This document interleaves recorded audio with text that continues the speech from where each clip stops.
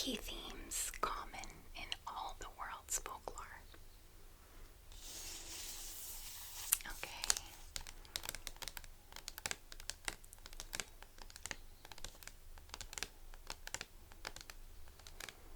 So, I want you to get all cozy and relaxed and ready for story time. So today's story is called The Snake Prince, and this story originated in India. The Snake Prince. Once in a city in India, there lived a poor old woman who had nothing to eat but a little dry flour. She took a brass pot down to the river to collect water to mix with the flour so she could make some bread. She left the brass pot on the bank while she bathed. A little later, when she came to fill it with water, she lifted the cloth cover and saw inside the glittering coils and flicking tongue of a deadly snake. She replaced the cloth, saying, "Better to die from snake bite than hunger.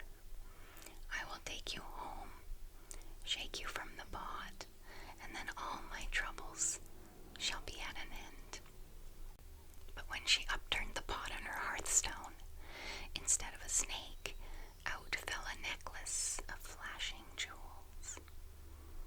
The old woman took the magnificent necklace to the Raja, who rewarded her with enough money to keep her in comfort for the rest of her life. Soon afterward, the Raja was invited by a neighboring Raja to celebrate the birth of a baby girl. The Raja said to his wife, the Rani, "Now is your chance to wear that beautiful necklace." In time, it was arranged that the two children should marry, and when they were grown, the wedding took place with much rejoicing. Okay, so we're talking about the neighbor's daughter and the baby she found. Okay, but the neighboring Raja and Rani had heard rumors that there was something odd about the prince's birth. They told their daughter not to speak a word to her husband after the wedding. "When he asks you what is the matter," urged her mother, "tell him you will never speak to him unless he tells you the secret of his birth." After the wedding, the prince begged his wife to speak to him. "Tell me the secret of your birth," she said. He replied, "If I did, you would regret it till the end of your life." And so the days passed in brooding silence. The prince's secret lay between man and wife like a cloud between the sun and the earth. At last the prince could bear it no longer. "At midnight you shall have your wish," he said, "but I warn you, you will regret it." His wife paid no heed to his warnings. At midnight they rode down to the river where the old woman had gone with her brass pot. The prince said, "Do you still insist on learning my secret?" "Yes," answered his wife. "Then," said the prince, "know that I am the son of the king of a far country, who was turned by enchantment into a snake." I'll just show you the illustrations here. And she found the snake in the brass pot after bathing in the water and brought it home. So she got that necklace, sold it, and the necklace turns into a baby boy. Okay, so let's continue and find out what happens when the prince explains to his wife how he was born. Even as the prince said the fateful word, he turned back into a snake and slid into the river. By the light of the moon, the princess saw ripples on the black water as the snake swam away. And then she was alone on the river bank. The princess wept and tore She ordered her servants to build her a little house of black stone by the river, and there she lived, mourning for her lost husband. A long time passed. Then one day, when the princess awoke, she saw a trail of fresh mud on the carpet of her bedroom. She summoned her guards, but they swore that no one had entered. The next night, the same thing happened. On the third night, the princess was determined to stay awake. She took a knife, cut her hand, and rubbed salt into the wound so the pain would keep her from sleeping. At midnight, a snake slithered into her room, leaving a trail of mud.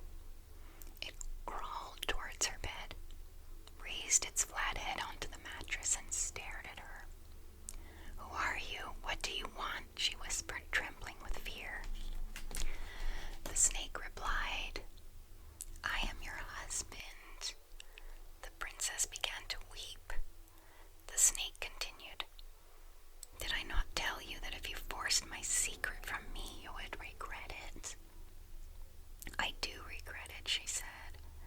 "I regret it every day. If only there was something I could do to make things right again." "There is something," said the snake, "but it is very dangerous. Tomorrow night, place a large bowl of milk and sugar in each of the four corners of this room. All the snakes in the river will come to drink, and the one that leads the way will be the queen of snakes. You must bar her way at the door and say, 'Queen of snakes, queen of snakes, give me back my husband.' If you show no fear, you will win my freedom. But if you flinch, you will never see me again." That night, the princess put out the bowls of milk and sugar and waited. At midnight, she heard a great hissing from the river, and soon the whole riverbank was seething with snakes. At their head was a huge hooded creature with gleaming, shimmering scales. The princess's guards ran in terror. But the princess stood in the doorway and commanded, "Queen of snakes, give me back my husband."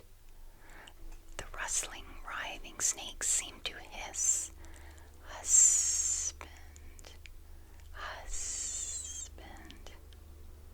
The snake queen's head swayed to and fro, fixing the princess with wicked, beady eyes. But the princess did not flinch. "Queen of snakes, give me back my husband," she repeated. "Tomorrow," said the snake queen, "tomorrow." Then the princess stood aside, and the snakes flooded into her room, jostling greedily over the bowls of sweet milk. The next morning, the princess dressed in her most beautiful sari. She filled the house with flowers and waited. At midnight, the prince came walking through the door, and they fell into each other's arms. There were never any secrets between them again.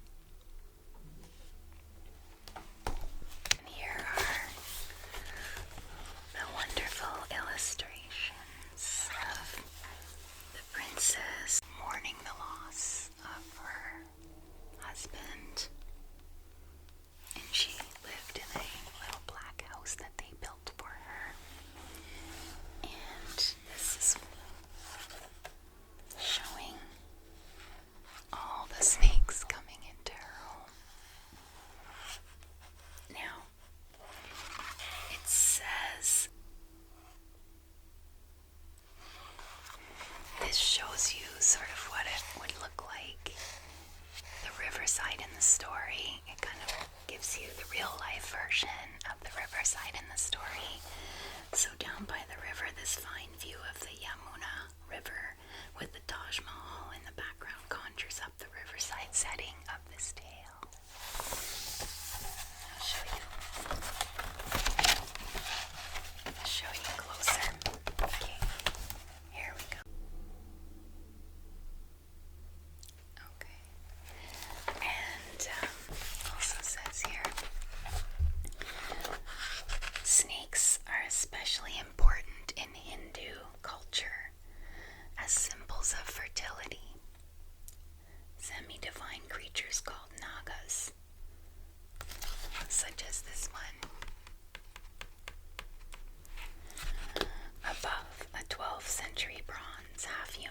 snake inhabit bejeweled palaces.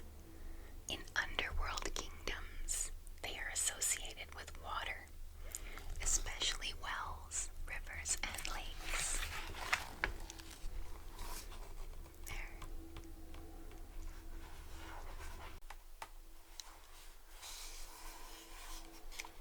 Okay. And this is a woman in her beautiful sari. Okay. So that is the story of the Snake Prince.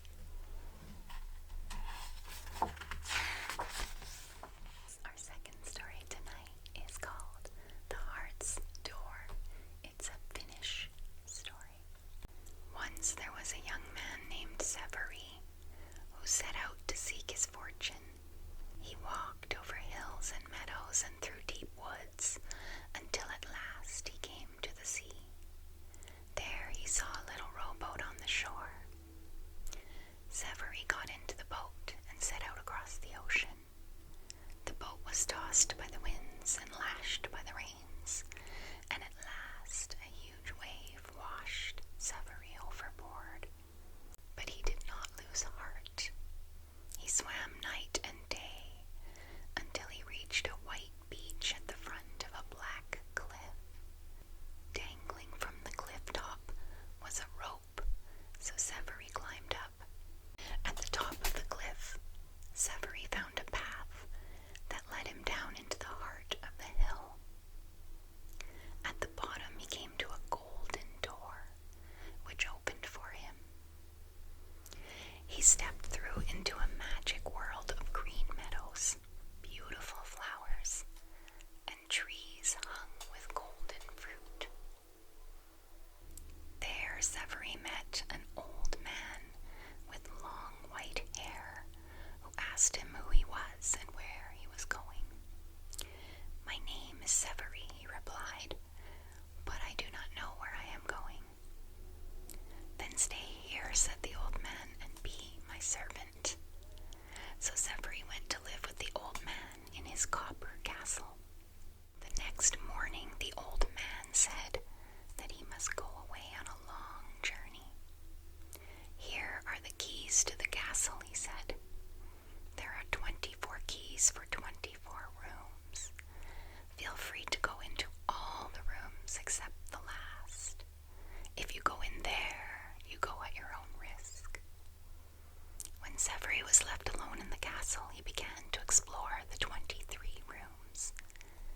Each one was more wonderful than the last. One was all gold, another all silver.